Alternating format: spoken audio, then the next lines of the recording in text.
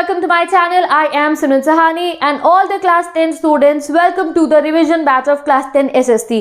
आज हम करते हैं class 10 SST civics का chapter 2 फेडरलिज्म के most important long and short questions for our board exam. अगर MCQ देखने हैं तो class 10 SST का revision batch देख सकते हो, वहाँ MCQs भी given है और लॉन्ग शॉर्ट हम इस वीडियो से करने वाले हैं। और अगर अभी तक आपने फेडरलिज्म चैप्टर नहीं पढ़ा है तो फेडरलिज्म चैप्टर का डिटेल एक्सप्लेनेशन डिस्क्रिप्शन बॉक्स में दी गई प्लेलिस्ट में गिवन है। दो प्लेलिस्ट गिवन है डिस्क्रिप्शन बॉक्स में, एक 2023 बैच जहां क्लास 10 एसएसटी का हर एक चैप्टर को मैंने एक्सप्लेन कर रखा है और दूसरा रिविजन बैच है जहां हम हर एक चैप्टर के इंपॉर्टेंट क्वेश्चन प्रैक्टिस कर रहे हैं। तो चलो शुरू करते हैं हम फेडरलिज्म के इंपॉर्टेंट क्वेश्चन से। पहला क्वेश्चन है व्हाट इज अ फेडरलिज्म, या फिर आपको समझाना है फेडरलिज्म क्या होता है। तो फेडरलिज्म एक सिस्टम ऑफ गवर्नमेंट है जिसमें पावर को डिवाइड करा जाता है between the central authority and various constituent units of a country, ये हमें पता है, ठीक है। Next question, give the key features of federalism. तो की फीचर्स क्या होते हैं फेडरलिज्म के, पहले आप स्टेटमेंट लाइन लिखना, the key feature of federalism are, और फिर 1 2 3 4 पॉइंट फॉर्म में आंसर करना। देयर आर 2 और मोर लेवल ऑफ गवर्नमेंट, ठीक है। Each tier has its own jurisdiction, जितने भी टायर्स होते हैं उनका ज्यूरिडिक्शन की वो किस पर्टिकुलर एरिया में रूल बनाएंगे वो सब अलग अलग मेंशन होता है। Any change in the fundamental provisions of the constitution requires consent of both level of government. और अगर फेडरल स्ट्रक्चर में अगर कॉन्स्टिट्यूशन में कुछ भी चेंजेस करने हो तो ऐसा नहीं है सेंट्रल गवर्नमेंट सिर्फ अपनी मर्जी से कर देगी, नहीं, दोनों ही लेवल्स की हामी जरूरी है। जब दोनों ही लेवल्स एक पर्टिकुलर एक पूरा का प्रोसीजर होता है उस पर एक दूसरे की सहमति के साथ आपसी सहमति जब आएगी तभी जाके कॉन्स्टिट्यूशन के प्रोविजन चेंज हो सकते हैं, वरना नहीं हो सकते अकेले।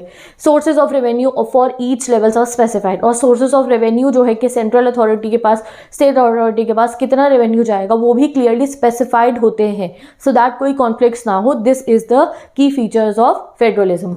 What is the real reason of success of federalism in India, क्या रीजन है हमारी कंट्री में फेडरलिज्म इतना सक्सेसफुल है। तो पहला रीजन, अगेन आप स्टेटमेंट लाइन लिखना, यहाँ बस मैंने 1 2 3 पॉइंट्स गिवन है। The real reason of success of federalism in India as follows, आप लिखोगे स्टेटमेंट लाइन। फिर पॉइंट नंबर 1 है कॉन्स्टिट्यूशनल प्रोविजन, हमारी कंट्री की कॉन्स्टिट्यूशन बहुत ही वेल ड्राफ्टेड है, बहुत अच्छे तरीके से जो कुछ भी हमें फॉलो करना है ना federal section, it is written very carefully and very, आप कह सकते हो अच्छे तरीके से हमारी कॉन्स्टिट्यूशन में गिवन है। The nature of democratic politics has insured success, साथ ही के साथ में जो हमारी डेमोक्रेटिक पॉलिटिक्स का नेचर है कि हमारे जो लोग हैं सारे इंडिया के, we are living in unity and diversity, we believe in democracy. तो हमारा डेमोक्रेसी वाला ऐसा इन्वायरमेंट है, ऐसे फीचर ऐसा है हमारी कंट्री का कि हमारा फेडरल स्ट्रक्चर इतने अच्छे से वर्क कर रहा है। There is respect for diversity, ये तीसरा पॉइंट है कि हम डाइवर्सिटी को रिस्पेक्ट करते हैं और उससे क्या होता है हमारी कंट्री का फेडरलिज्म अच्छे से चल रहा है, we are unity in diversity. ये तीनों पॉइंट्स आपको लिख देने हैं, ठीक है। खाली कॉन्स्टिट्यूशन में स्पेसिफाइड है इसलिए अच्छे से नहीं चला फेडरलिज्म, साथ ही के साथ हमारा डेमोक्रेटिक एनवायरमेंट अच्छा है, साथ ही के साथ हम रिस्पेक्ट करते डाइवर्सिटीज को, इसलिए फेडरलिज्म अच्छे से चल रहा है। जैसे कि बेल्जियम में हुआ था क्या, वहाँ पे भी लोगों ने कहीं ना कहीं एक दूसरे की कल्चर और रिलीजन और आप कह सकते हो कि लैंग्वेज के बेसिस के जो डिफरेंसेस थे उसको आपसी सहमति करी, उसको जो है उन्होंने रिकॉग्नाइज करा कि फ्रेंच वालों ने कहा डच वालों को भी ठीक है भैया इनकी भी कम्युनिटी बन जाए, हमारी भी बन जाए, इनकी बन जाए, सबने आपस में। अभी बेल्जियम का एग्जाम्पल पढ़ा तो वहाँ से समझो, जब 1 2 3 कम्युनिटीज़ में आपस में एक दूसरे को रिस्पेक्ट करा तभी तो मॉडल बन पाया। तो हमारी कंट्री में भी ऐसा है, हमारी कंट्री में भी अलग अलग जो डाइवर्सिटीज़ है वो एक दूसरे की रिस्पेक्ट करती हैं और तभी हमारी कंट्री में भी फेडरलिज्म अच्छे से चल रहा है जैसा बेल्जियम में चला था, ठीक है। अब नेक्स्ट क्वेश्चन, यही क्वेश्चन है बट लैंग्वेज थोड़ी डिफरेंट है तो समझो इसको। If the federal experiment has succeeded in India, it is not merely because of the clearly laid out constitutional provision। ऐसे क्वेश्चन एग्जाम में देखिए गाइस हम कंफ्यूज हो सकते हैं, तभी ये इंपॉर्टेंट क्वेश्चन में मैं रेगुलर क्वेश्चंस के अलावा ऐसे क्वेश्चन भी डाल रही हूँ सो दैट एग्जाम में अगर कोई डिफरेंट क्वेश्चन आए तो आप ब्लैंक ना हो, आपको ऑलरेडी आते हो सारे आंसर। तो ये देखो यहाँ क्या गिवन है, अगर हमारी कंट्री में फेडरल सिस्टम सक्सेसफुल हुआ है तो उसका एक रीजन सिर्फ यही नहीं है कि हमारी कॉन्स्टिट्यूशन में अच्छे से लिखा गया है। Do you agree with this statement और नॉट, जस्टिफाई योर आंसर। क्या आप अग्री करते हो इस चीज से, हाँ हम अग्री करते हैं। अभी मैंने आपको ऊपर वाले क्वेश्चन में भी बता दिया कि सिर्फ कॉन्स्टिट्यूशन प्रोविजंस की वजह से नहीं अच्छे से चल रहा है फेडरलिज्म, बाकी दूसरा रीजन दो क्या है, दूसरा रीजन है हमारा डेमोक्रेटिक एटमॉस्फेयर अच्छा है और तीसरा रीजन क्या है कि हम एक दूसरे की डाइवर्सिटीज को रिस्पेक्ट कर रहे हैं, तभी फेडरलिज्म अच्छे से चल रहा है। अब इसी चीज को आप जो है मेंशन कर दोगे 1 2 3 पॉइंट्स पे। तो ऑब्वियसली येस में आप आंसर दोगे, येस आई अग्री दैट, पूरी ये वाली लाइन कॉपी करके आप लिख देना और फिर लिख देना अदर रीजन जिसकी वजह से अच्छे से चल रही है हमारे यहाँ, that the real success of federalism can be attributed to the nature of democratic politics of our country। Real success हमारी कंट्री के डेमोक्रेटिक पॉलिटिक्स पे भी है कि हमारे यहाँ फ्री एंड फेयर तरीके से इलेक्शन हो रहे हैं, हमारे अच्छे तरीके से डेमोक्रेसी चल रही है, तभी फेडरलिज्म भी अच्छे से वर्क कर रहा है। And next is respect for diversity and desire for living together became share ideals in our country. Next चीज़ क्या है कि हम यूनिटी एंड डाइवर्सिटी में बिलीव करते हैं, हम एक दूसरे के डिफरेंसेस को रिस्पेक्ट कर रहे हैं, तभी हम लोग फेडरलिज्म को जो है अच्छे से चला पा रहे हैं। ठीक है, तो 1 2 3 पॉइंट्स यू कैन मेंशन। आप इस क्वेश्चन का स्क्रीनशॉट ले लो because it is very important. साथ ही के साथ अगर आपको इन्हीं सभी क्वेश्चन आंसर्स का फोटोज देखनी है और आपको ये इंपॉर्टेंट क्वेश्चन चाहिए इनका PDF फॉर्मेट में, तो मेरी इंस्टाग्राम ID का लिंक गिवन है, वहाँ से आपको सभी पिक्चर्स मिल जाएंगी इन सभी स्लाइड्स की। और अगर आप इंस्टाग्राम नहीं यूज़ करते हो, no need to worry guys, आप डिस्क्रिप्शन बॉक्स में यहाँ पिन कमेंट में देखो, मैंने इन क्वेश्चन आंसर्स को पेस्ट कर दिया, मोस्ट इंपॉर्टेंट वाले, आप यहीं से स्क्रीनशॉट निकाल लेना। ठीक है, नेक्स्ट क्वेश्चन देखते हैं। इन 1993 what change in the form of government took place in Belgium. क्या चेंज आया था? तो बेल्जियम में 1993 में गाइज जो यूनिटरी फॉर्म ऑफ गवर्नमेंट थी उससे फेडरल फॉर्म ऑफ गवर्नमेंट बन जाती है, क्योंकि वहाँ पे जो भी डिफरेंसेस हो रहे थे वो अकोमोडेट नहीं हो पा रहे थे, तो इसलिए अब डिफरेंसेस को अकोमोडेट करने के लिए उन्होंने पावर को डिवाइड करा, रीजनल गवर्नमेंट्स बना दी थी, और वो रीजनल गवर्नमेंट्स जो सेंट्रल गवर्नमेंट थी उसके सबऑर्डिनेट नहीं थी। तो इस तरीके से आपको आंसर लिख देना है। Here is your answer. Next question, what is jurisdiction. Jurisdiction क्या होता है? ये आपको MCQ में भी आ सकता है, क्वेश्चन शॉर्ट में भी आ सकता है। ज्यूरिडिक्शन क्या होता है? तो jurisdiction is the area over which someone has a legal authority. जैसे कि कुछ ऐसे एरियाज हैं जहाँ पे सिर्फ सेंट्रल गवर्नमेंट रूल बना सकती है, कुछ ऐसे हैं जहाँ से स्टेट बना सकती है। तो ज्यूरिडिक्शन क्या है? वो एरियाज, वो टॉपिक्स जहाँ पे एक पर्टिकुलर जो बॉडी है उसको रूल्स बनाने की इजाज़त है। ठीक है, ये होता है ज्यूरिडिक्शन। द एरिया में be defined in terms of geographical boundaries. या तो ये एरिया जोग्राफिकल बाउंड्रीज में डिस्क्राइब होता है, जैसे हर एक स्टेट की अलग अलग जब गवर्नमेंट्स बनती है, या फिर वो होता है into certain kinds of subject, जैसे हमारे पास लिस्ट है और उसमें सब्जेक्ट दिए होते हैं। ठीक है, तो ये होता है ज्यूरिडिक्शन का meaning. Next question, write a note on local bodies that exist in urban areas. Urban areas में कौन सी लोकल बॉडीज होती हैं? तो municipalities are set up in town, और बिग टाउन या आपको बिग सिटीज़ जो होती हैं उनमें म्यूनिसिपल कॉर्पोरेशंस होती हैं। बोथ म्यूनिसिपैलिटीज और municipal corporation are elected bodies consisting of people representative. दोनों ही इलेक्टेड फ्री एंड फेयर तरीके से इलेक्शन होकर बॉडीज बनती है, और इनके जो रिप्रेजेंटेटिव्स होते हैं वो लोगों द्वारा चुने गए होते हैं। ठीक है, municipal chairman is the head of municipality. ये MCQ में आ सकता है। म्यूनिसिपलिटी का हेड कौन होता है? Municipal chairman. और मेयर होते हैं म्यूनिसिपल कॉर्पोरेशन के हेड। ठीक है, आप ऐसे आंसर फॉर्म कर देना बट इन पॉइंट्स। ठीक है, ये यहाँ आपको पैराग्राफ फॉर्म लग रहा है, पैराग्राफ फॉर्म में नहीं करना, पॉइंट में करना, मार्क्स मिलेंगे अच्छे अच्छे अगर आप पॉइंट में लिखोगे।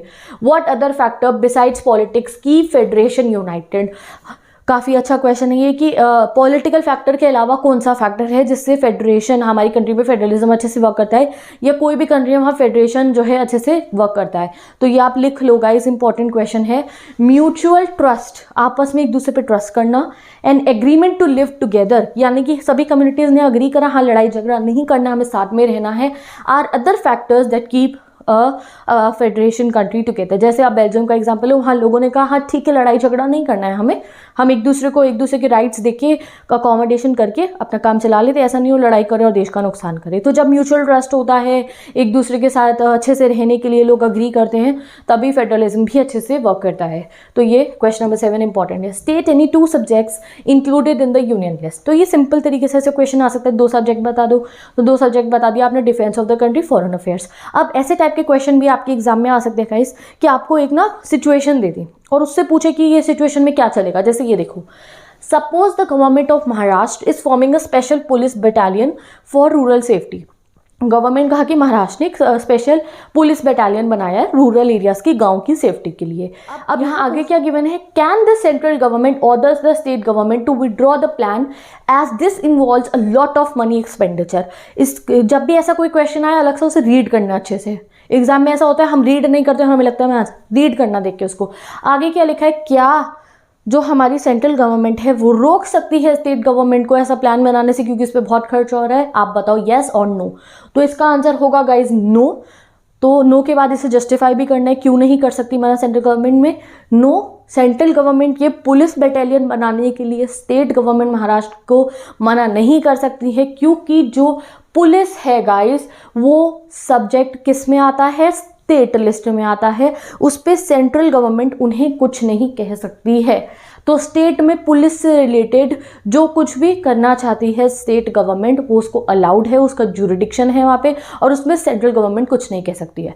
तो रैदर देन अब की बार आपको पैटर्न दिखता है ना कितना कितना अलग होता जा रहा है हर साल सीबीएसई का, तो रैदर देन आपसे डायरेक्ट पूछ लिया जाए कि पुलिस कौन सी सब्जेक्ट लिस्ट में आता है, स्टेट में, कॉन्करेंट में या यूनियन में, आपको ऐसे क्वेश्चन आ सकते हैं सिचुएशन बता के। जैसे ये हमने देखा कि क्या स्टेट गवर्नमेंट ने अगर बनाई है तो सेंट्रल गवर्नमेंट मना कर सकते हैं, हम कहेंगे नहीं कर सकते क्योंकि वो तो स्टेट लिस्ट में आता है। इस तरीके से आप आंसर कर देना, ठीक है। Next question, which are the subjects included in the state list, mention any two. अब आपको स्टेट लिस्ट के 2 सब्जेक्ट्स बताने, police and agriculture we have mention. अब आगे देख लेते हैं next question, some states in India like Nagaland, Uttarakhand, Jharkhand were created not on the basis of language, on what basis these were created. तो एक हमने देखा था कि हमारे यहाँ फेडरलिज्म करने के लिए हमने क्या करा, लैंग्वेज पॉलिसीज़ लगाई, अब उसके बेसिस पे हमने स्टेट्स बनाई लैंग्वेज के बेसिस पे। अब ये पूछ रहे कुछ ऐसी स्टेट भी बनी हमारी कंट्री में जहाँ लैंग्वेज को मद्देनजर नहीं रखा था, किसी और चीज़ों को रखा था, जैसे कि उत्तराखंड, झारखंड और नागालैंड। अब आप बताओ क्या चीज़ों को वहाँ देखा गया था। तो these states were created to recognise differences. कौन से डिफरेंसेस को रिकॉग्नाइज करने के लिए, कल्चर के, एथनिसिटी के और ज्योग्राफी के जो है डिफरेंसेस को रिकॉग्नाइज करने के लिए। इंपॉर्टेंट क्वेश्चन है, इसको भी नोट डाउन कर लो। What are residuary subjects, who can make laws in this. तो रेजिड्यूरी सब्जेक्ट्स वो होते हैं जो ना ही स्टेट लिस्ट में है ना ही यूनियन लिस्ट में है, और जो यूनियन गवर्नमेंट है has the power to legislate on the residuary subject. तो यूनियन गवर्नमेंट इस पे लॉज बना सकती है। Next question, in case of any dispute about the division of power which institute decided. अगर कभी डिवीजन ऑफ पावर को लेकर स्टेट और सेंट्रल में लड़ाई हो जाए या कॉन्फ्लिक्ट आ जाए तो कौन उसको जो है हल करता है, तो जुडिशरी उसको हल करती है, यानी कि high court and supreme courts.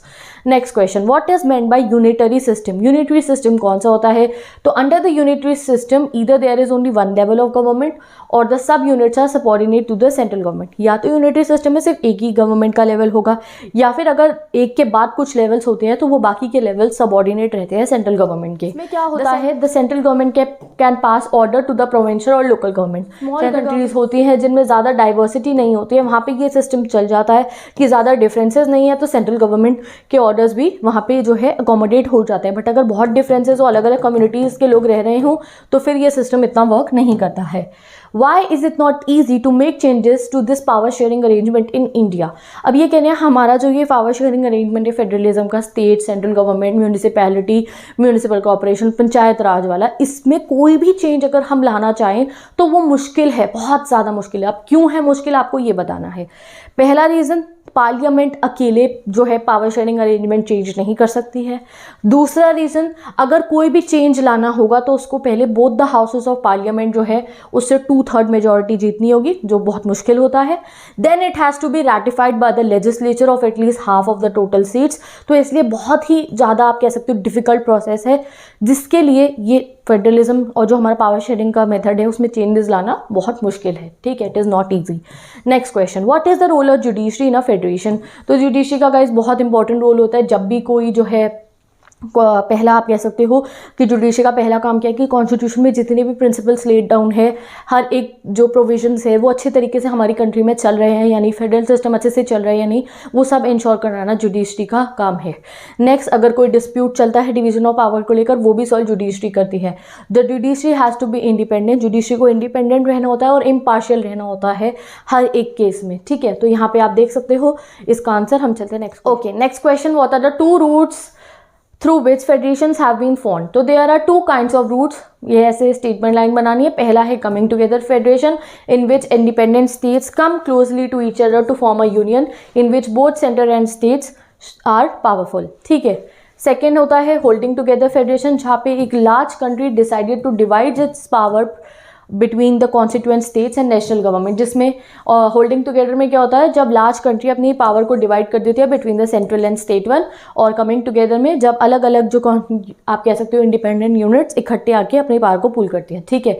अब जो कमिंग टुगेदर फेडरेशन है उसके एग्जाम्पल कंट्रीज आपको मुझे कमेंट सेक्शन में बतानी है, मैं क्वेश्चन नंबर 15 का आंसर चेक करूंगी।